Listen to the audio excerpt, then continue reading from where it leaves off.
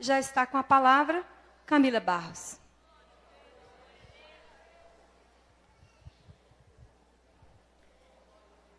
Glória a Deus, a paz do Senhor Jesus, irmãs. Tá florido, só mulherada. Tem uns intrusos e outros aí, mas... Glória a Deus, é uma alegria para mim poder estar aqui nessa tarde. Eu quero glorificar ao Senhor, render graças a Ele por essa oportunidade. Somente graças a Ele é que nós estamos aqui, né? Você pode render um graças a Jesus aí por Ele estar aqui? Por você estar aqui? Glória a Deus. Deus abençoe pastor Bertier, pastor Eliude, missionária Regina, também seu esposo pastor Everaldo, tanta gente querida e abençoada. Abra comigo a sua Bíblia no Evangelho do Senhor Jesus, segundo escreveu Mateus. Pode ficar assentada mesmo, como você está. Evangelho do Senhor Jesus, segundo escreveu Mateus. Enquanto você vai terminando de localizar o texto sagrado, deixa eu só aproveitar a oportunidade para dizer que eu trouxe alguns materiais. Tem DVDs, mas em especial eu gostaria de falar das camisas, porque essas camisas elas atendem a um propósito específico, que é me ajudar a contribuir mais diretamente com a causa missionária. Então, quando você adquirir qualquer uma dessas camisas lá na banca, você está entrando comigo diretamente no campo missionário, tá? Tem uma aqui para homens. Se você é do tipo de esposa que gosta de levar presente para o marido, para o filho, essa aqui do leão, tá vendo? Preta, com um leão bem cinza. Eu costumo dizer que ele está com a cara bem fechada porque ele é muito macho. Então, isso aqui é se você tiver um macho em casa, você leva para ele, tá bom? Tem essa outra aqui, porque todo leão tem que ter uma leoa, né? É uma bata. Tem um leão em formato de cruz aqui dentro, que são dois significados, duas simbologias muito fortes para nós, né? O leão fala de força e coragem e a cruz fala da nossa redenção. E tem essa outra, que é a virtuosa de A a Z, baseada numa palavra que o Senhor me confiou em Provérbios, capítulo de número 31. Isso aqui são para aquelas mulheres que guerreiam para ser submissas. São para aquelas mulheres que querem ser a mulher virtuosa de Provérbios capítulo 31. São para aquelas mulheres que reconhecem que não é fácil, mas é possível ser aquela mulher, né? Muito bem sucedida. Então, se você desejar adquirir no final do culto, a Andréia, que trabalha comigo, vai estar lá embaixo. Tem máquina de cartão. E é um investimento que você faz no reino de Deus. E a gente tem toda uma verba significativa que vai para o campo missionário, tá bom? Mateus, capítulo de número 14.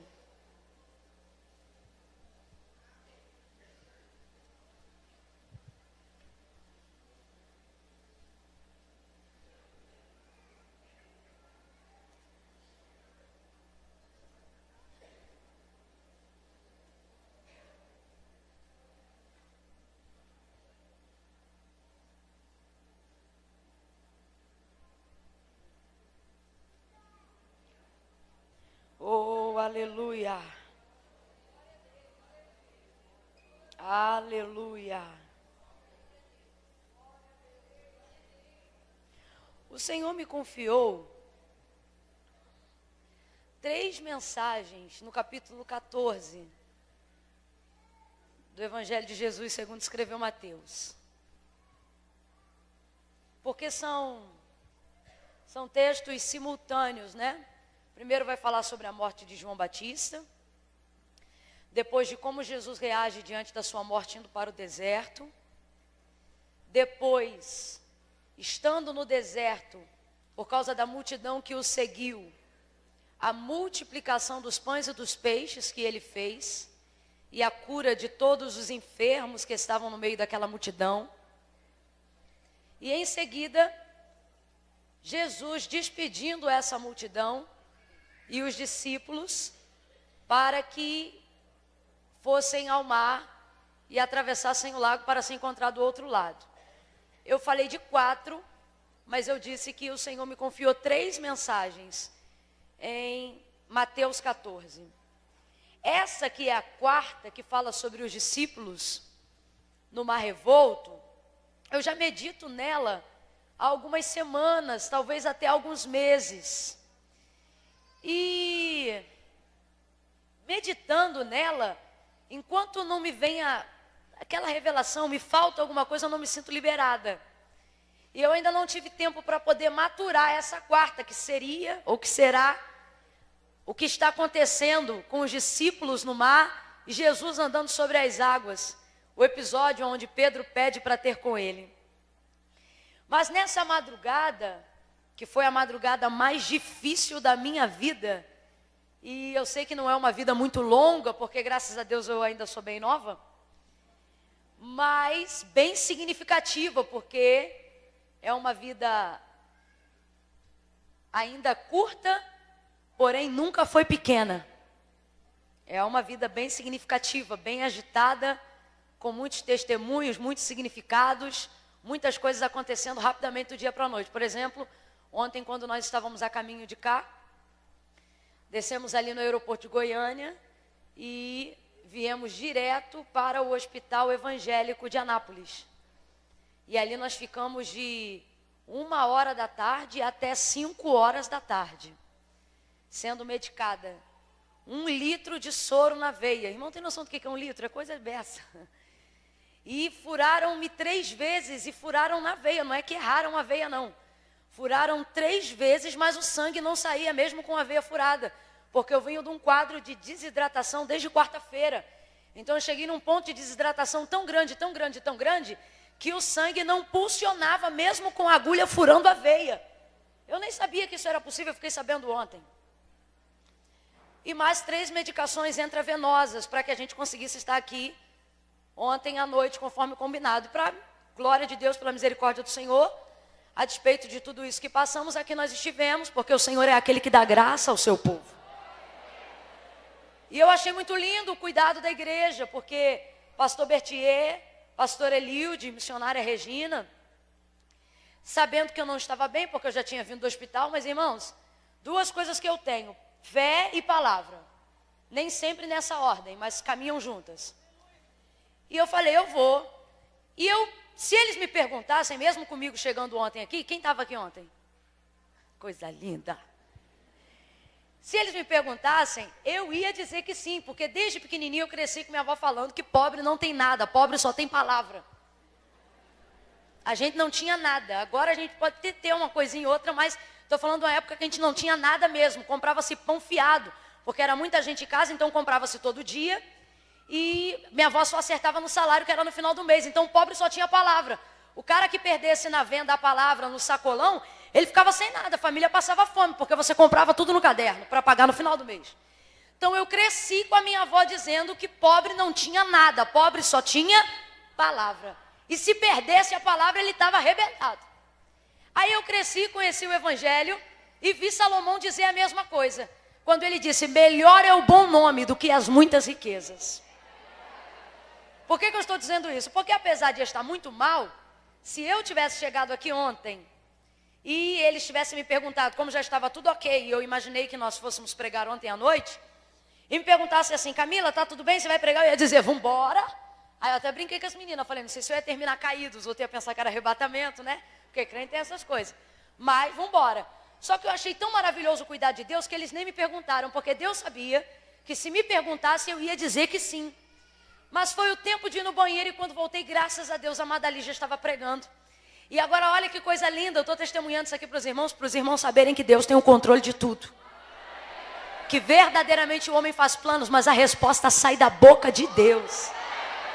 Quando eu cheguei aqui, antes de tudo, antes de ir no banheiro, antes da própria Madali, coitada, saber que ia pregar, porque em cima da hora é difícil, né? Ela chegou para mim e falou, interessante você estar aqui, eu estou feliz de você estar aqui. Porque hoje pela tarde, quando eu fiquei sabendo da sua situação, eu fui orar e conversando com meu marido, eu disse para ele que Deus me revelou que você não pregaria hoje à noite. Você vê, irmão? Eu falei, que vaza corajosa. Porque eu falei, nem tudo que Deus revela para a gente conta. Se Deus te revela que eu não ia pregar ontem à noite, aí tu me vê chegando, tu nem conta a revelação. Mas não, Deus é assim, Deus faz falar que é para quando acontecer, saber que Ele disse, que Ele usou os profetas, né? E aconteceu exatamente como Deus revelou a Madali, muito antes dela imaginar que seria ela mesma, né? E aí aconteceu. Então, eu achei um cuidado muito grande de Deus, da igreja, do pastor, da pastora. Escrevi uma cartinha de 7 folhas para eles ontem à noite, não sei nem se eles leram, falando de como eu fiquei impressionada, porque infelizmente são poucas as pessoas que se comportam como sunamita diante de um profeta. As pessoas, eu falo sunamita porque a sunamita diante do profeta Eliseu, ela não via ele como um profeta, ela via ele como um homem. Ele era santo, mas antes de ser santo ela dizia, ele é homem. Eu quero dizer o seguinte, a sunamita quando convidou o profeta Eliseu para entrar em sua casa, ela não queria vê-lo no exercício da qualidade de profeta. Ela não chamou ele para a casa dela para orar, ela não chamou ele na casa dela para pregar. Gente, eu estou falando com um homem que, falando a grosso modo, tem a chave do céu. Eliseu é o tipo de pessoa que se ele falar chove, vai chover. Se ele falar abre a porta, vai abrir. Mas ela não chamou ele para ficar na sua casa baseado em nenhum dos comportamentos do exercício profético de Eliseu. Pelo contrário, as pessoas olhavam ele e viam um profeta. Ela olhava ele e via um homem que precisava ir no banheiro. Está entendendo o que eu quero dizer? Ela conseguia ver as necessidades dele como ser humano à frente do seu comportamento como profeta. E foi o que eu provei hoje aqui, ontem à noite aqui. Depois de tantos anos de ministério, eu nunca tinha provado de uma coisa tão maravilhosa. Porque é o contrário, as pessoas pensam, não, paguei passagem, divulguei, então tu vai pregar. E não, ontem aqui, primeiro me viram como ser humano e depois como alguém que poderia ser útil ou não. E eu queria de verdade contar esse testemunho e agradecer essa igreja por isso. Eu mandei uma mensagem para o meu esposo ontem e eu falei, você nunca mais esqueça dessa igreja. Porque vocês me marcaram de uma maneira tremenda. Viu? E aí, voltando a Mateus 14, quando foi nessa madrugada, Deus me deu a revelação da 4ª mensagem de Mateus 14. Porque Ele me deu na pele e na prática. Irmãs, eu tenho 31 anos. Se vocês contarem para alguém, eu vou arrebentar vocês. Aí você diz, irmã Camila, mas você está tão nova. Mas é porque ainda tem gente com fé que acha que eu estou na casa dos 20. Então não rouba a fé dos irmãos. Deixa os irmãos crer. Mas em todo esse período, nunca, irmãos, nunca, eu passei uma madrugada que me fez pensar no vale da sombra da morte, como eu passei essa madrugada. Eu tive um comportamento que o meu corpo perdeu o controle. Eu tremia tanto, eu comecei a ter espasmos. E comecei a pré-convulsionar. E eu não conseguia parar. E a minha companheira de oração, a Andréia, eu não conseguia chamar ela, eu não conseguia pedir socorro. Mas ela com sono muito leve, já dormindo, preocupada pela maneira que me viu, acordou por causa do movimento. O lençol de hotel faz um barulho muito grande. Toda vez que você se mexe, é um tipo de algodão diferente, os bons, né? E vendo que eu não parava, acendeu a luz, levantou e me viu naquele estado. E eu imediatamente ligou para a Silmar e para a Simone. A Silmar e a Simone são pessoas que eu tenho, eu quero a felicidade delas como eu quero das minhas irmãs. Elas são muito mais do que os olhos podem ver. Tanto que quando eu cheguei já passando mal no aeroporto, eu não sabia se era elas, que eu não tinha me lembrado que era essa mesma festa do ano passado. E aí eu falei até para a André que está comigo, eu falei, vai ali naquelas 2 louras e pergunta se elas estão esperando Camila Barros. E se elas não estiverem, manda dizer que eu estou aqui assim mesmo. Porque eu não me lembrava que era aqui essa igreja, mas a gente criou um relacionamento. E eu já falei, vou colar com elas, agora. Mas era eu mesmo e era elas mesmo. Enfim, então ela ligou para elas e essas meninas foram lá, 3:30 da manhã. Irmãos, eu perdi o controle do meu corpo, eu não parava. Naquela hora eu vi que eu estava entrando no vale da sombra da morte. Porque eu perdi o controle do meu corpo, eu perdi a pressão, eu me arrepiava, a febre interna, a minha língua querendo enrolar, a minha boca seca, meu olho querendo virar e eu clamando o sangue de Jesus em pensamento. Eu não queria ir de jeito nenhum para o hospital, pode me chamar de maluca, mas eu senti que eu não tinha que ir. Contudo, eu disse para elas, manda elas virem aqui, porque eu pensei, se de tudo eu desmaiar qualquer coisa, o carro já está aqui para me levar. E fui. E essas meninas chegaram. Só que eu fiquei num estado tão crítico que eu não conseguia levantar da cama e elas não tinham como me tirar. De tão ruim que eu fiquei, porque eu fiquei inapalpável. Então elas ficaram em volta de mim e eu disse, em algum momento, quando elas chegaram eu comecei a parar já de tremer, tentando beber água e bebi água. E eu disse para elas, desesperada, comece a cantar hino da harpa. E cante baixo, porque eu não quero ninguém vindo aqui para interromper. Falei, cante baixinho. E elas começaram a cantar. Começaram a cantar. E a Silmara, muito ligada, falou, vamos cantar hino de sangue. E começou a cantar. A Andréia começou, Cristo cura sim. Cristo cura sim. Daqui a pouco emendaram o hino de sangue. E começaram a cantar, pedindo o Senhor para queimar e cantando. Cantaram de 3 a 4 hinos da harpa cristã. Quando elas estavam findando o terceiro, irmãos, eu me levantei por impulso da cama, do vômito, e comecei a vomitar como nunca, sem brincadeira. O que foi aquilo? Muita coisa, irmãos, muita coisa. Não deu tempo da Andréia trazer a lixeira do banheiro, e foi. E era uma coisa aquosa, porque há algum tempo já eu não estava comendo nada muito sólido, só hidratação e Gatorade e essas coisas. E botando e evacuando muito, não tinha nada no estômago. Irmãos, eu comecei a vomitar, foram 4 jatos, perdoe a expressão, mas eu não sei usar outra. Foram 4 a 5 jatos de vômito fora do comum. E enquanto aquilo saía e eu molhava o quarto, eu dizia para elas, continua cantando. E elas continuaram cantando. Coisa boa é quando mais de um doido se encontra para falar com Jesus. E continuaram cantando e eu continuei botando aquele líquido para fora. Quando terminou, eu levantei daquela cama e eu não sentia mais nada. Oh, aleluia! E aí eu disse para elas, agora canta hino de gratidão. E elas começaram, mais grato a ti, mais grato a ti, mais consagrado, ó faz-me, Senhor, mais humilhar.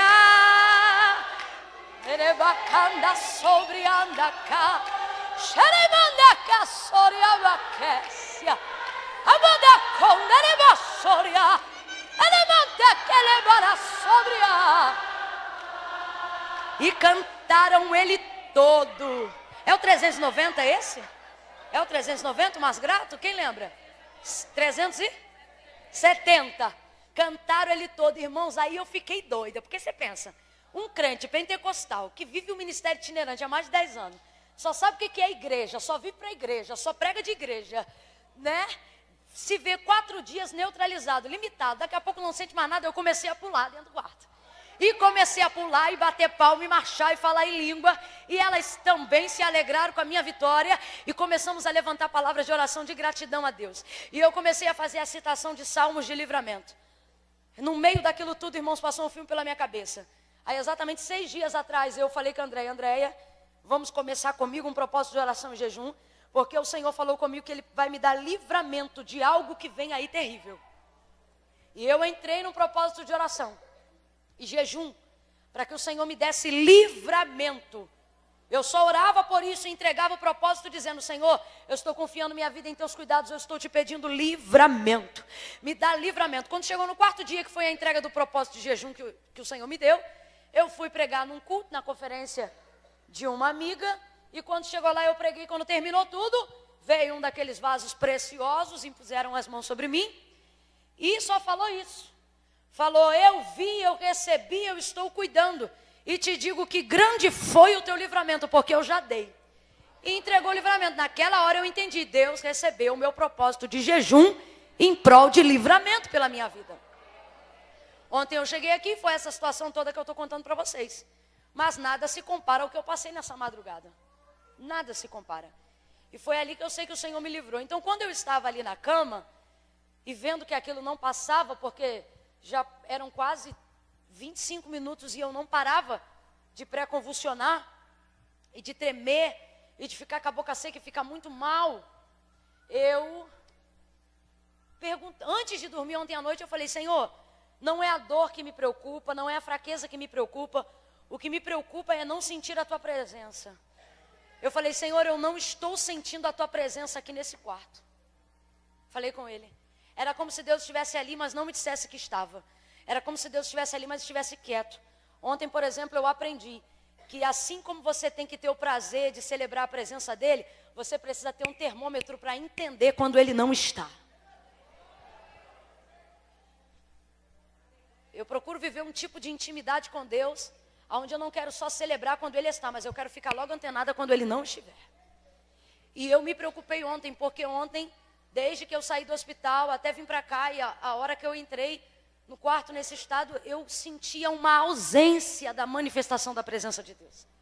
Vê se você entende, eu não estou dizendo que Deus não estava na sua onipresença, mas para a gente que é íntimo de Deus e caminha ao lado dele, é diferente quando você não sente Deus na sua manifestação.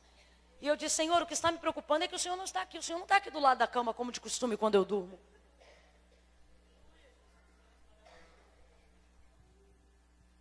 E aí, fui com essa preocupação. Quando eu comecei a passar mal de madrugada, eu disse: Senhor, o Senhor não está aqui, quando é que o Senhor vai chegar? Eu estou te esperando. Eu estou te esperando. Aí o Espírito Santo veio e falou assim: na quarta vigília da noite ele aparecerá.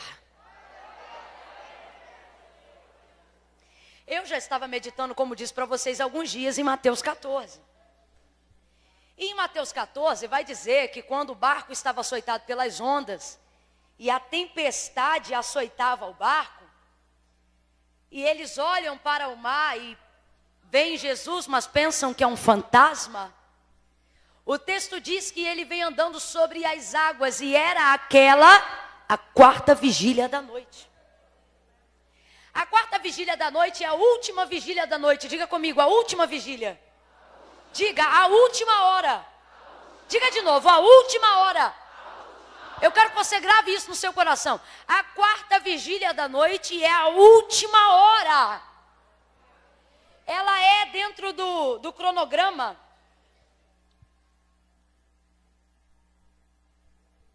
A última vigília, de 3 da madrugada às 6 da manhã. Eu comecei a passar mal às 3. Aí a Bíblia vai dizer que eles estavam chegando, Jesus estava chegando pelo meado da quarta vigília. O Espírito Santo falou comigo quando eu pensei que já não tinha mais jeito. Ele vai aparecer na quarta vigília. Quando elas começaram a cantar, e eu comecei a melhorar e coloquei para fora tudo aquilo que já contei a vocês. Logo que eu fiquei bem, a primeira pergunta que eu fiz a Andréia foi: Andréia, me diga que hora é essa agora? E ela disse 4h10. Eu falei: é a quarta vigília da noite.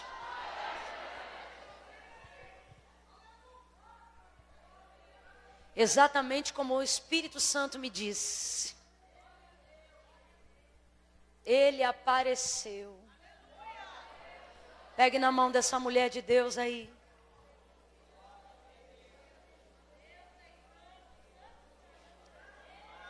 Diga para essa pessoa: nem que seja na última vigília da noite. Aperta a mão dela com mais firmeza e diga: Ele aparecerá. Quem acredita nisso? Leia comigo a partir do verso 23 em diante. O Senhor tem feito uma obra, mas eu ainda me sinto muito enfraquecida. Óbvio que por já ter muitos dias, né, sem poder comer direito, e nessa situação aí que vocês sabem. Então eu não sei se vai ser 20 minutos, ou 30 minutos, ou 40 minutos. Mas vai ser significativo e vai ser o que Ele quer que eu diga. Verso 23 em diante, quem achou, diga amém. Despedida a multidão, Jesus subiu ao monte para orar à parte, e ao cair da tarde, estava ali sozinho. Entretanto, o barco já estava no meio do mar, açoitado pelas ondas, porque o vento era contrário.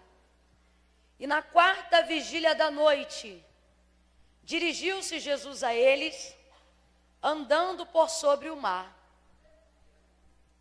E os discípulos, vendo-o caminhar por sobre o mar, assustaram-se, dizendo: é um fantasma, e gritaram de medo. Jesus, porém, imediatamente lhe disse: tende bom ânimo, sou eu, não temais. E respondendo Pedro disse: Senhor, se és tu mesmo, manda-me ter contigo por sobre as águas. E ele disse: vem. E Pedro, descendo do barco, andou por sobre as águas para ir ter com Jesus. Mas observando o vento forte, teve medo. E começando a afundar, diga, começando a afundar. Diga, no começo. Olha para sua irmã e diga, no começo. Isso. E começando a afundar, clamou dizendo: Senhor, salva-me. E imediatamente, aleluia, e imediatamente Jesus estendeu a mão, tomou e lhe disse: homem de pequena fé, por que duvidaste? E entrando ambos no barco, o vento cessou. Diga amém por essa palavra. Amém. E entrando ambos no barco, o vento, oh, aleluia, aleluia, aleluia. Oh, diga glória a Deus pela exposição de sua santa palavra. Depois da morte de João Batista, os discípulos de João Batista vieram e notificaram Jesus acerca da sua morte, consequentemente também de seu sepultamento. E o texto vai dizer que Jesus, ao ouvir isto, e ao saber o que ia acontecer a João Batista, desejou se retirar e ir para o deserto. E o texto vai dizer que ele deseja se retirar e deseja ir para o deserto porque ele quer ficar sozinho. O texto diz que ele segue e os seus discípulos vão com ele dentro deste mesmo barco para essa região do deserto. Só que quando eles chegam lá e Jesus vai se retirando de dentro do barco, ele percebe que uma multidão que caminhou quase 8 quilômetros para estar com ele, estava ali em volta da sua embarcação. Uma multidão de pessoas enfermas, carentes, clamando por socorro, pedindo por ajuda, no desejo de estar com ele, consciente de que ele tudo pode e de que ele faria grandes coisas. Apesar de Jesus, motivado pela notícia da morte e do sepultamento de João Batista, que não era apenas alguém chegado por ser primo, vamos dizer assim, mas era alguém chegado por uma afinidade, um alinhamento do céu. O céu já falava sobre João Batista muito antes do seu nascimento. Livro do profeta Isaías: voz do que clama ao deserto, preparai o caminho para o Salvador. Havia um relacionamento maravilhoso entre eles. João capítulo de número 4, a Bíblia vai dizer que os discípulos de Jesus e os discípulos de João Batista faziam a realização do batismo juntos na Judéia. Juntos no Jordão. Na Judéia também, né? E então havia uma sincronia entre eles. Jesus vai trazer testemunho de João Batista, do qual ele nunca deu de homem nenhum nessa terra, enquanto ele cumpriu o seu ministério terreno. Ele mesmo vai dizer que nascido do ventre de mulher, igual João Batista não houve, e também não haverá. Ele não está falando isso porque não poderia ter um homem melhor do que João Batista. Não, não é uma sentença. O que ele está querendo dizer é que João Batista faz parte do nascimento e atendeu um propósito num tempo que ele fez uma divisão na história da humanidade entre antes e depois de Cristo, de maneira que mais ninguém pode ocupar esse lugar na história. Tamanha foi a maneira com que João Batista se encaixou dentro dela. O próprio Senhor vai dizer que desde a morte de João Batista, faz-se guerra, ou o reino dos céus passa a ser tomado pela força. É até um pouco complicado, às vezes teologicamente, conseguir avaliar de fato e verdade qual é a figura de João Batista dentro da história. Porque ele não pertence literalmente à lei e também não pertence plenamente à graça. Porque ele está justamente no alpendre entre a divisão das duas coisas. É por isso que quando perguntam para ele, tu és o Cristo? E falou a verdade e não mentiu dizendo, não o sou. E também quando olham para ele hoje e pensam ser um apóstolo ou qualquer coisa do tipo, fica também totalmente absurdo qualquer especulação. Porque ele também não faz parte da plenitude da graça. É por isso que quando perguntam para ele quem é, ele vai dizer, eu sou o amigo do noivo. E realmente ele se enquadra nessa qualidade de amigo. Assim como Abraão creu no Senhor Deus Jeová, antes de qualquer referência acerca de Deus, e isso lhe foi imputado por justiça, João Batista também poderia dizer que tornou-se amigo de Cristo antes de qualquer referência física. Então eu só estou falando isso porque eu quero que você entenda que o relacionamento que Jesus tem com João Batista vai muito além do que apenas a manifestação do cumprimento das profecias bíblicas. Eles se entrelaçaram de diversas maneiras. O Senhor ele vai olhar para o povo que achava que João Batista seria apenas uma liderança política que ia vir para tirar Israel do estado, do governo de Roma, e vai dizer para eles, o que vocês vieram ver? Uma cana agitada pelo vento? O que é a cana agitada pelo vento, gente? Se o vento sopra para a direita, ela se curva. Se o vento sopra para a esquerda, se curva para lá, então.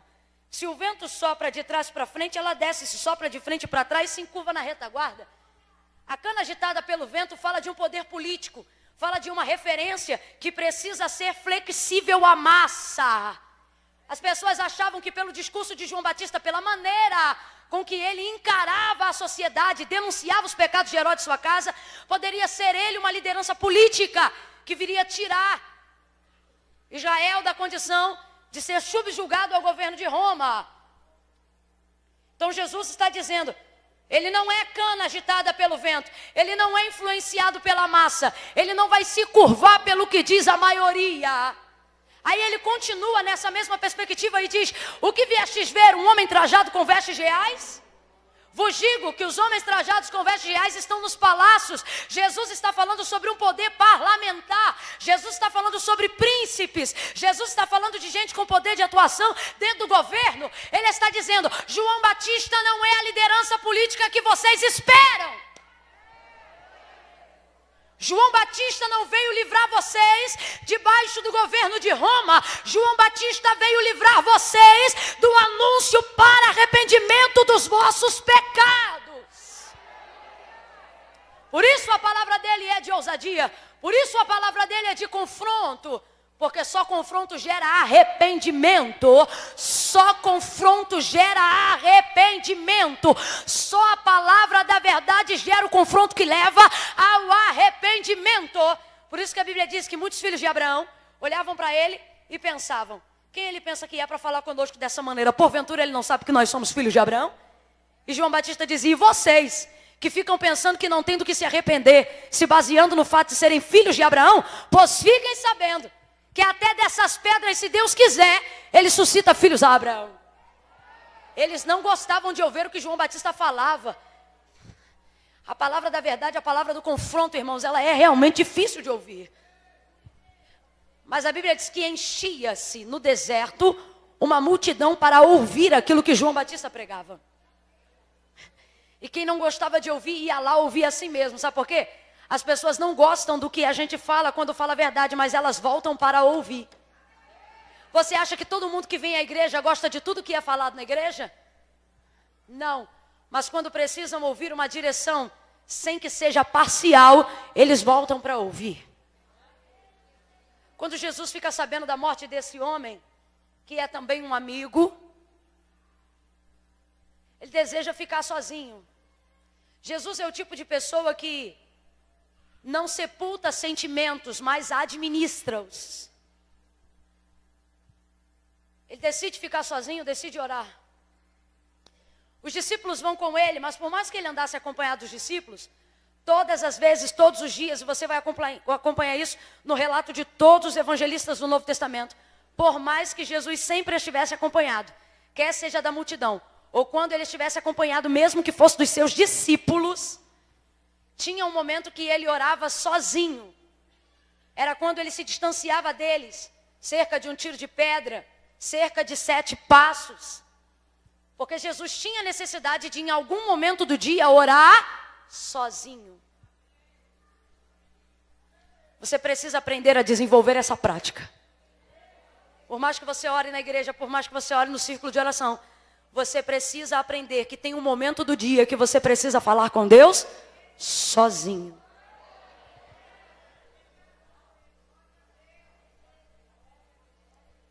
Sai ele dali e deseja um lugar deserto. Por que um lugar deserto? Porque num lugar deserto eu não posso ser distraída por nada. A maturidade espiritual da nossa vida chega quando a gente vai para o deserto, não por imposição, mas por escolha. Eu vou falar de novo. Você vê que você está se tornando uma mulher madura em Deus. Você vê que você está se tornando uma pessoa cada vez menos dependente de muletas espirituais. Quando você decide que ficar sozinho não é abandono, mas pode ser uma escolha. Quando você percebe que o deserto não é apenas lugar de prova, mas lugar de superação a coisas que me dominam.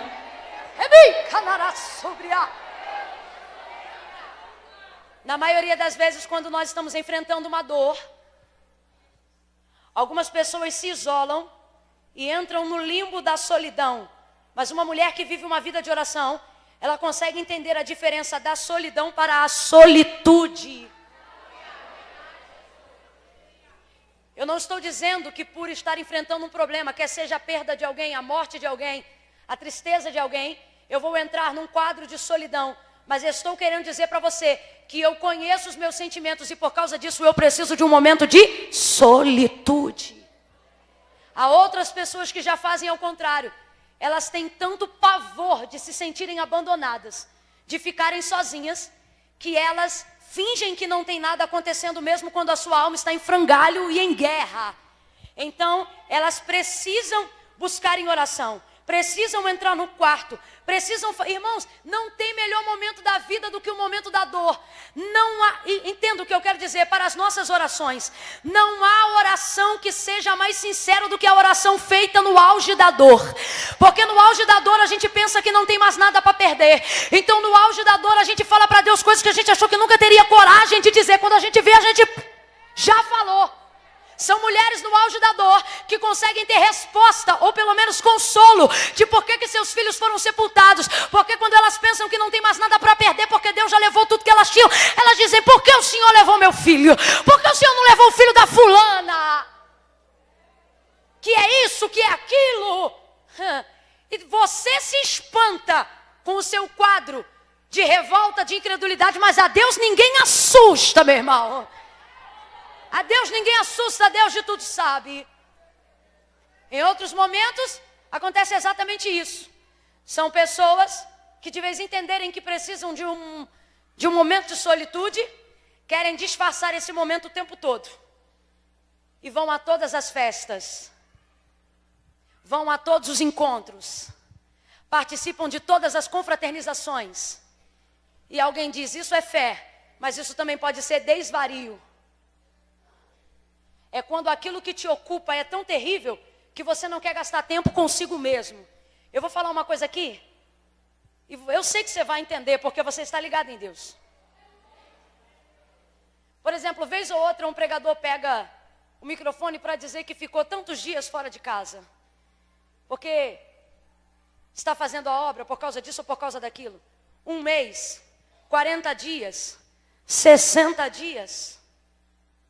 Às vezes eu fico olhando aquilo, eu confesso aos irmãos, eu digo, meu Deus, está envolvido esse tempo todo porque tem de fato amor à obra, Ou está envolvido esse tempo todo para poder cuidar dos problemas dos outros, porque na verdade ele não quer ocupar-se dos problemas que ficam na casa dele quando ele chega.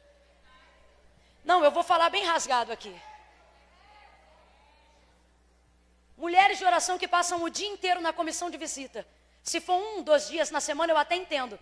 Mas eu não entendo quando você fica de domingo a domingo, andando de porta em porta e de casa em casa na comissão de visita. Eu confesso, a minha mente é levada a pensar, faz isso tudo porque só quer fazer a obra de Deus, ou é porque, na verdade, fazendo bem para os outros, ela não precisa se ocupar dos males que ficam na casa dela.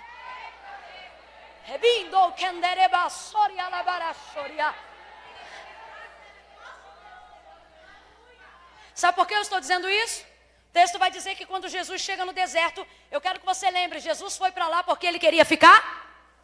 Diga de novo, Jesus foi para lá porque ele queria ficar? Isso, Jesus foi para lá porque ele queria ficar sozinho. Só que quando ele chegou lá, a multidão estava lá, porque a multidão não vai respeitar os seus momentos de solitude. Para as pessoas você sempre tem que estar pronta para orar, sempre tem que estar pronta para pregar, sempre tem que estar pronta para cantar. A multidão não entende a sua necessidade, a multidão só apresenta a necessidade dela. E o texto vai dizer que quando Jesus desce do barco e olha para aquela multidão, o coração dele se moveu de compaixão. Olha para quem está do seu lado e diga, Jesus é assim. Fala para essa pessoa, eu também conheço crente que é igualzinho. Está cheio de problema, cheio de luta, mas quando alguém chega e diz, fulano, ora por mim, esquece os problemas, esquece a luta e ora por fulano. Gente que sabe que tem problemas, mas sempre considera o problema do seu irmão maior do que o seu. Isso é bonito, olhe para cá. Olhe para cá. Isso é bonito, mas isso é esporádico. Jesus não vive assim o tempo todo. O texto diz que movido de compaixão, ele abençoa, ele ora, e o texto diz que naquele dia ele cura todos. Só que quando ele termina essa obra, ele manda todo mundo embora. Irmã, Jesus manda embora? Ah, você vai ver se não manda. Jesus mandou a multidão embora. Porque se essa multidão tem necessidades, eu também tenho. Se essa multidão tem limites, eu também tenho. Depois de curar, abençoar, orar, ele manda embora. E por que precisou mandar embora? Porque tem gente que fica tão bem do nosso lado, que se a gente não mandar embora, não vai. Vou falar de novo. Quando você é uma bênção, quando você é uma bênção, quando você tem compaixão pelas pessoas, quando você se preocupa com os problemas das pessoas, quando você tem a solução do problema de alguém, essas pessoas se associam a você. E elas se sentem tão bem ao seu lado, que se você não mandar embora, elas não... Gente, já era tarde, o texto diz que ninguém tinha almoçado. Eles caminharam 8 quilômetros, não tem banheiro no deserto. E quem é que ia embora? Por muito menos, eu estou longe de ser o Cristo, por mais que eu queira que Ele vive em mim. A gente está pregando aqui, está todo mundo sentadinho, e olha que horas são, vai dar 3 horas. Você imagina ver o Jesus em carne, em pessoa, pregando. Rapaz, é o tipo... Aí você pensa assim, ai, mas eu acho que eu tenho que ir no banheiro porque eu sofro de bexiga riada. Aí ele diz, está curado. Aí você fica, então vou ouvir tudo. Gente chegando para ele dizendo, Senhor, eu queria te pedir para o Senhor me curar. E Jesus olhar e a pessoa olhar e falar, era para curar disso aqui, mas não tem mais nada. Quem quer ir embora? Quem vai embora? Quem vai embora, garota? Quem vai embora? Eles não vão embora, só que Jesus não foi ali para fazer milagres. Jesus foi ali porque ele queria ficar? Jesus foi ali porque ele queria ficar? Aí você diz, ué, irmã Camila, ele não foi ali para fazer milagre, mas ele fez. Porque o que eu faço no meio do caminho não pode me tirar do foco do que eu fui para fazer ali. Eu fui ali para atender um fim. Complete aí para mim. Eu fui ali, Jesus foi ali para atender um... Então o que acontece no meio não pode me atrapalhar de concluir o fim pelo qual eu fui ali. É maravilhoso, ele cura, ele abençoa, ele faz prosperar. Ninguém quer ir embora, mas ele manda embora. E vou te falar, não é fácil mandar embora uma multidão de gente que te ama, não. Quando um obreiro atribulado, uma irmã do ciclo de oração, vento, daquelas vento, quando ela diz que quer carta para ir embora para outro lugar, a gente oferece culto de ação de graça no domingo e não conta por quê. Para não escandalizar os irmãos, mas é porque ela está indo. Agora, quando é aquela que ajuda, que apoia, que abençoa, que é fechamento, ela diz, estou indo embora, a gente já começa a dizer, eu vou orar para ver se é de Deus mesmo, calma aí. Porque ninguém quer despedir de quem ama. Mas Jesus mandou a multidão embora assim mesmo. Aí quando Jesus manda a multidão embora e os discípulos ficam com ele, aí o texto diz que ele manda os discípulos irem também. Porque Jesus foi ali para ficar sozinho. Mas nem os discípulos. Então Jesus manda a multidão embora. E em seguida manda também os. Aí vamos dizer, se você pensa assim, irmã Camila, mas a multidão, por melhor que seja, cansa. Os discípulos não cansam, os discípulos servem. E mesmo assim Jesus está despedindo os discípulos. Segunda classificação de pessoas que é difícil mandar embora, não são apenas as pessoas que nos amam, mas são as pessoas que provam que nos amam nos servindo. Essas são muito mais difíceis. É fácil você mandar encontrar o caminho de casa. Uma irmã que chega lá 9 horas da manhã, mas tampa contigo na faxina, lava o banheiro, lava a louça e ainda bota tuas crianças para a escola. Essa irmã tu não quer mandar embora, não. Tu diz para ela, depois que termina tudo, fica aí que eu vou coar um café. Quem quer mandar uma amiga dessa embora? Me dá aquela tua toalha de mesa lá que eu vou passar. Me dá tua blusa do uniforme aí que eu vou passar. Senta aqui que eu vou secar esse cabelo. Quem quer mandar essa ir embora? Mas chega um tempo da vida que quando precisamos administrar coisas que são maiores do que nós, como sentimentos de perda, luto, precisamos entender que por mais que gastemos o nosso tempo nos ocupando com pessoas, não será o suficiente. Veja, Jesus serviu, Jesus abençoou, Jesus amou e foi amado, Jesus teve compaixão, Jesus curou, mas quando acabou tudo, Ele mandou geral irem. Porque por mais bem que eu faça para os outros, isso não pode ocultar de mim o bem que eu preciso fazer para mim. Olha para cá.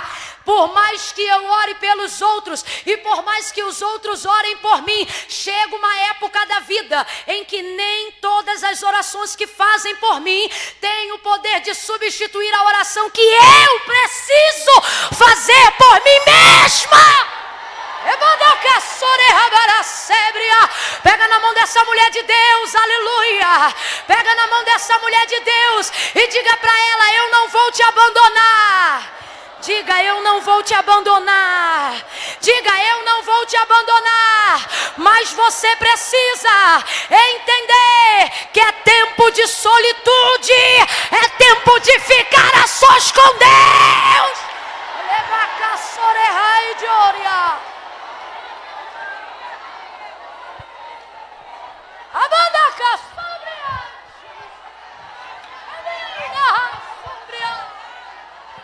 Aleluia, aleluia.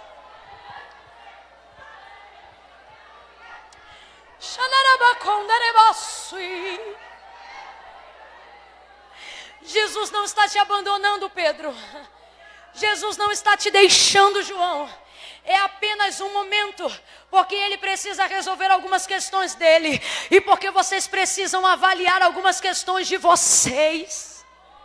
Até Jesus se retirava. Quem disse que você não pode se retirar por um momento? Quem disse que crente não pode tirar férias? Todos que eu conheci que falaram isso estão no descanso do seio de Abraão. Vez ou outra alguém pega o microfone para dizer: porque a obra de Deus mata. Mata não, o que mata é você fazer a obra de Deus sem descansar.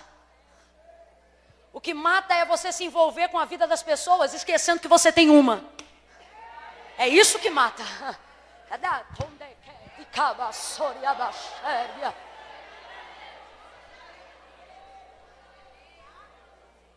Nem todo o bem que eu fizer por vocês pode ocultar o reconhecimento do bem que eu sei que preciso fazer para mim.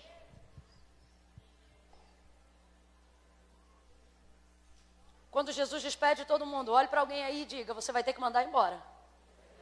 Agora olhe para cá novamente.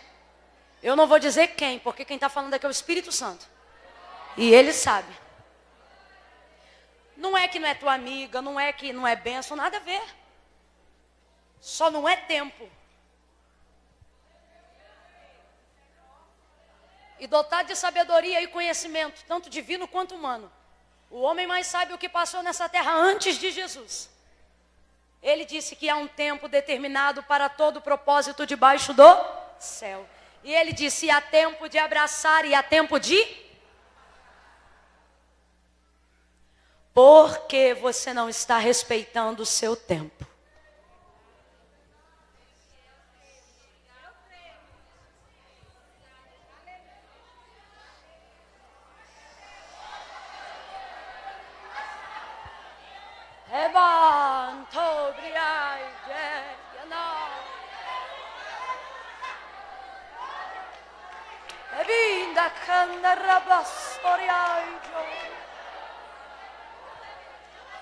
Alguém vai te perguntar: mas aconteceu alguma coisa? Acontece, sabe o quê?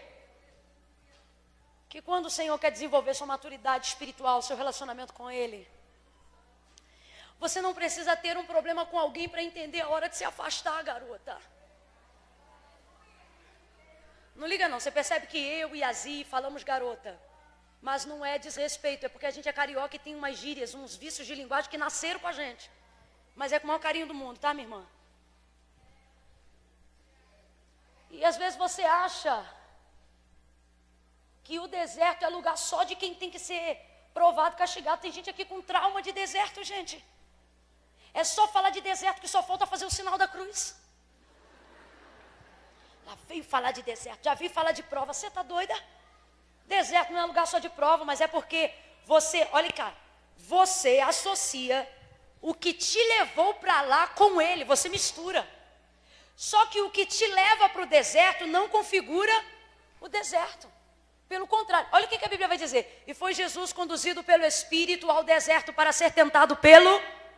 Mas ele foi conduzido pelo... O Espírito vai te botar em furada? Não, a Bíblia diz que ele foi para lá para receber a aprovação do seu ministério terreno. E estando lá, ele foi aprovado. Agora eu te pergunto, ele foi aprovado aonde? Foi aprovado aonde? Só que por sofrer no deserto, em decorrência do que te levou para lá, você acha que o deserto é o alvo do seu sofrimento, mas não é. O deserto foi o alvo da sua superação. Não é no deserto que você é traída, é no deserto que você aprende a superar as traições. Não é no deserto que você sofre do mal da depressão, é no deserto que você aprende a lidar com a depressão. Está entendendo? O Senhor está dizendo, o deserto não é o lugar da sua derrota, o deserto é o lugar em que você aprende a lidar com os sentimentos que te dominam. O deserto é o lugar que... Deus está dizendo aqui para alguém: faça uma avaliação da sua vida pessoal e veja se você não era uma antes e outra depois do deserto. Vamos lá, faz uma avaliação e agora veja se você ainda é aquela jovenzinha ingênua que confia e conta os segredos para todo mundo. Não, porque um dia você foi levada ao deserto e lá você aprendeu a ferir amizades e hoje você é outra. O deserto não é teu inimigo. O deserto é o lugar que te faz pensar. O deserto é o lugar que você não se distrai. Vai dando glória para eu beber uma água aqui, vai.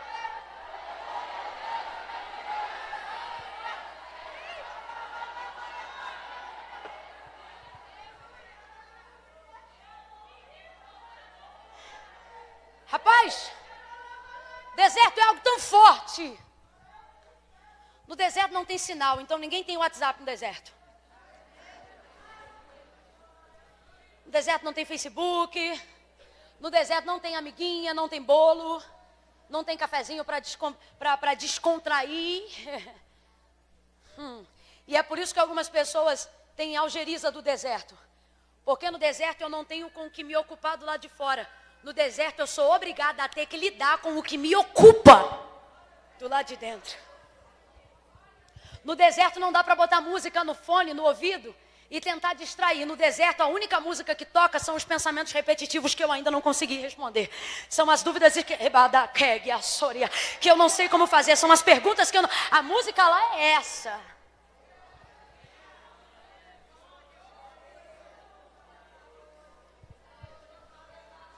E é por isso que tem gente fugindo do deserto. Porque ainda não alcançou maturidade. Mas as maduras estão dizendo, manda recado. Tira o telefone do fio. Fala para fulana que hoje não é dia de visita aqui não. Porque hoje eu preciso ficar a sós com Deus. Para de me impelir. Para de colocar sobre os meus ombros, na responsabilidade como pregadora, a obrigação de ter que te dar respostas que só o seu quarto de porta fechada, com Deus que vai falar com você. Para de entrar em gabinete de pastor, para colocar o pastor em situações difíceis, de ter que responder coisas que só Deus na primeira pessoa pode falar com você.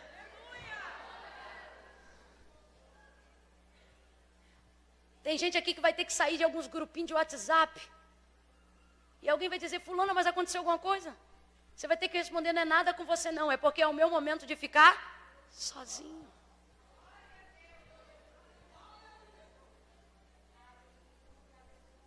Na maioria das vezes as pessoas não querem respeitar isso.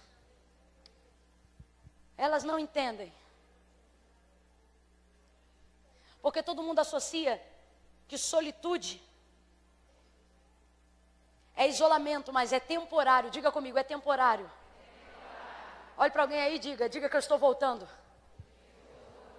É melhor voltar de um lugar que eu não deveria ficar, do que ter que ficar ali numa condição que eu não poderia estar.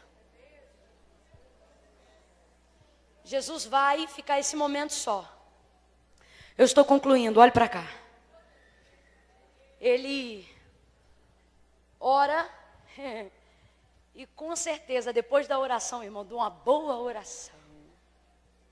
Quem aqui já fez uma boa oração? Uma oração a sós. Aquelas orações que são tão conduzidas pelo Espírito Santo de Deus, que depois que a gente termina de orar, a gente diz assim, rapaz, eu nem sei como é que eu orei isso. Não é? Umas orações que a gente fala uns negócios no profundo, que a gente diz, meu Deus, eu não sou psicólogo, como é que eu falei isso? É o Espírito Santo, a palavra de Deus em oração, entrando na divisão da alma e do Espírito, juntas e medula, colocando diante de Deus da maneira com que precisa ser colocada.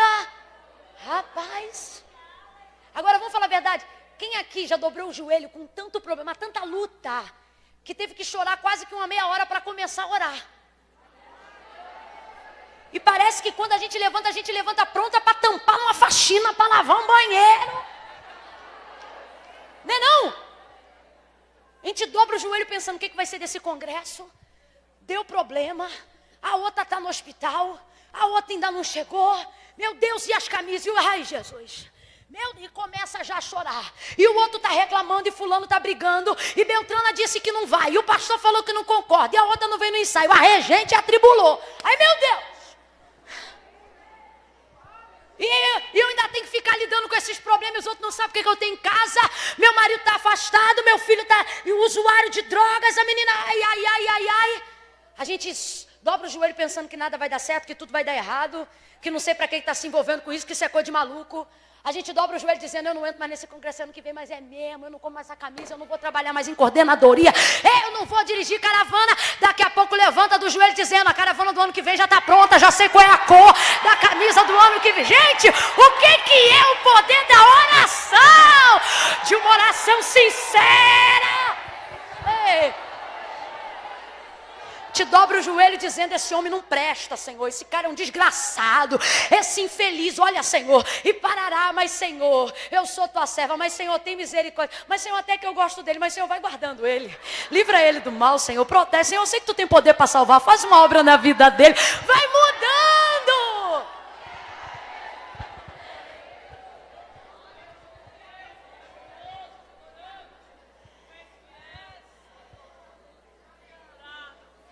Olhe para quem está ao seu lado e diga: você só precisa de um momento. Olhe para quem ficou do outro lado, troca a dupla e diz: só um momento. Agora olhe para cá que eu vou concluir.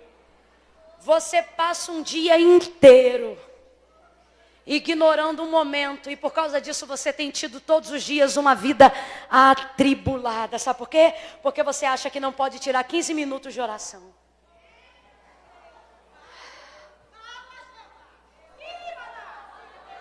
Você tem tanta louça para lavar, tanta roupa. Você tem que dirigir, você tem que entregar o trabalho da faculdade. Você tem que entregar a planilha que seu chefe pediu. Você tem que fazer comida, tirou o feijão do congelador, tem que temperar. E você pensa, depois do feijão. Só que depois do feijão a roupa parou de bater. Aí você pensa, depois que eu estender a roupa. Só que você estendeu a roupa e as crianças chegaram da escola. Aí você diz, depois que eu dar banho nelas. O dia passou, é meia-noite, você diz, eu vou orar. Mas você está dando para Deus um tempo, está dando o tempo da noite, mas não é o tempo de qualidade. É melhor 5 minutos de oração intensa do que 15 horas de oração arrastada, desconexa, sem sentido e sem propósito. Aí você diz, Senhor, as coisas na minha vida não estão dando certo. E o Senhor está dizendo, um momento era capaz de resolver todo o seu dia, mas você acha que todo o seu dia não pode ser interrompido em um momento?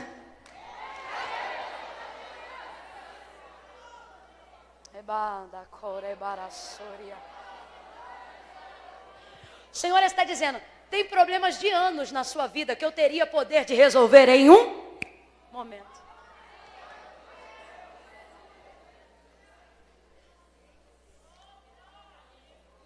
Jesus está orando só. Com certeza o Jesus que decide orar só e está ali sozinho é um. E o Jesus que levanta depois dessa oração é outro. Porque isso é normal. É normal. Na maioria das vezes que a gente decide ficar só, as pessoas não entendem, elas acham que isso é fraqueza. E das duas uma, ou você não quer ficar só para os outros não achar que você é fraco, e os outros não querem te ver só, porque eles acham que ficar só é coisa de fraco. Mas eu tenho me preocupado com essa geração que nunca está só. Porque quem está com todo mundo o tempo todo não tem tempo de estar com Deus nem um minuto. E Deus decide. Deus faz questão de um tempo de exclusividade. Irmãos, aqui, Deus é Deus para todo mundo. Na minha casa, Ele é Deus só para mim. Aqui a direção que Ele dá é coletiva. Lá em casa a direção que Ele dá é individual. Você precisa aprender a relacionar-se com Deus em pessoa, como indivíduo. Jesus termina de orar e aí por que eu digo que Ele está bem melhor? Ou que é sempre bom? Porque o texto diz que nesse interim, o barco já se fazia no mar. E as ondas açoitavam, diga comigo, é coça. É como se elas tivessem o poder de bater. Estão batendo, estão castigando, estão açoitando. Os discípulos estão ali dentro apavorados. E Jesus não está ali. Porque Jesus decidiu ficar só. Aí o texto já vai se encerrar. Com Jesus voltando do deserto, do monte, em oração, andando sobre as águas.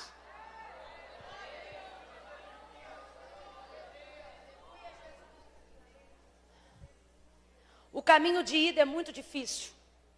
Na ida a gente tem que aprender a mandar pessoas irem, porque se não mandar elas não vão. Na ida eu tenho que aprender a conseguir me desvencilhar de quem me serve, para não me acomodar. Na ida eu venho para cá, 3 horas da tarde, meu marido fica em casa se perguntando: o que é que você foi fazer lá? Por que você trabalha de segunda a segunda? O que você vai fazer lá no sábado, no domingo? Nem o seu domingo é com a família. É todo tipo de acusação, mesmo sendo em momentos esporádicos. Esse congresso não acontece toda semana, sim ou não?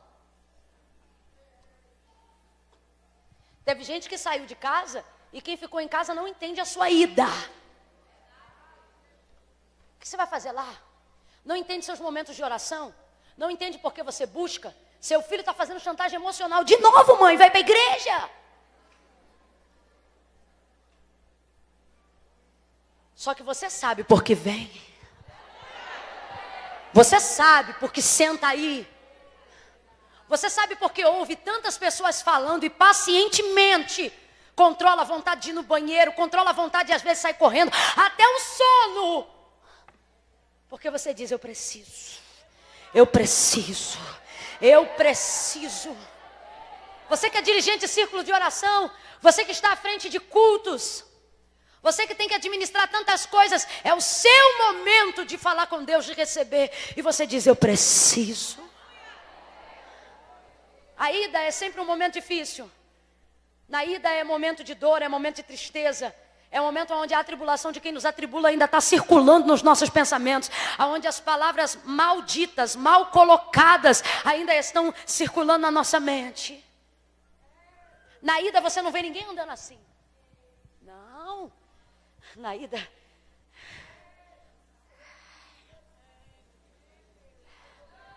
dobra o joelho quase caindo. Levanta-se escorando. Porque a ida.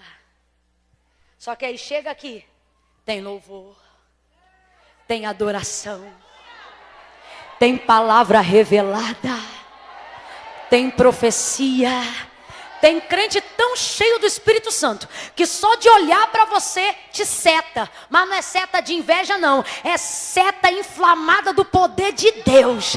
Olha para você, te alveja, se arrepia e não é frio não, porque está calor, é presença de Deus mesmo.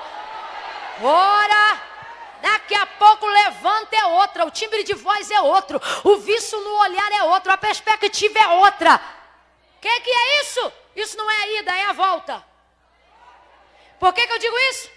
Vai um Jesus que despede, vai um Jesus cabisbaixo, vai um Jesus orar, vai um Jesus ficar sozinho, vai um Jesus ficar solitário, vai um Jesus viver solitude, vai um Jesus chorar, vai um Jesus se preparar e volta como? Volta um Jesus de peito estufado e pés sobre as águas, volta um Jesus de frente com a tempestade e ela não lhe faz mal.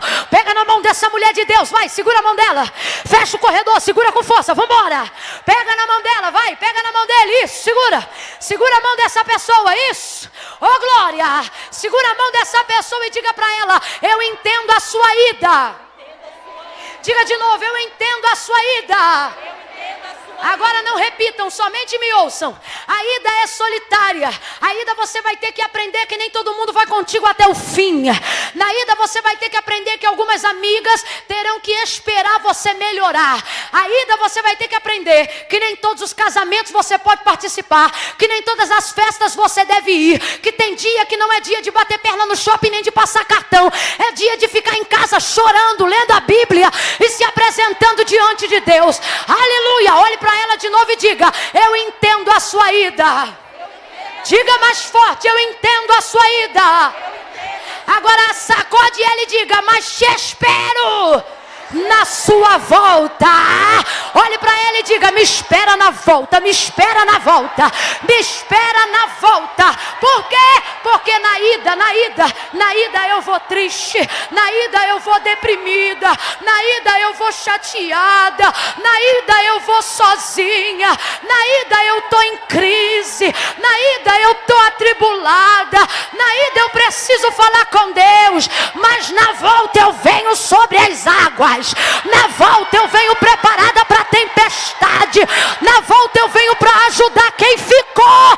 Na volta os seus filhos entendem o que você vem fazer aqui. Na volta o seu marido entende o que você vem fazer aqui. Na volta as pessoas entendem porque você entra no quarto para orar e fecha a porta. Na volta as pessoas entendem. Solta a mão dela, fique aonde está. Solte a mão dela e fique aonde está.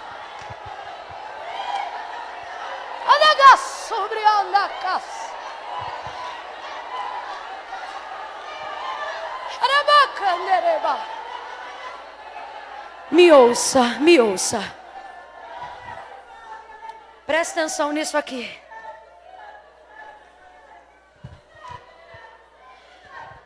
Jesus mandou os discípulos embora, sim ou não? Sim ou não? Agora eles estão dentro de um barco. E o barco está açoitado pelas ondas. Eles estão sendo castigados pela tempestade.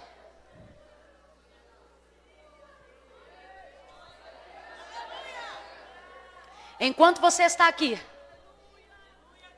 orando, buscando, tem alguém com o barco sendo açoitado pelas ondas lá na tua casa. Às vezes até em outra região do Brasil. Gente aqui que ama a gente, que mora longe da família. Gente que às vezes você até programa de mandar a passagem para trazer, mas o Senhor diz não, não é tempo. Está lá o barco e eles açoitados pelas ondas. Vem Jesus, eles pensam, é um fantasma. Mas não é, é Jesus, é quem?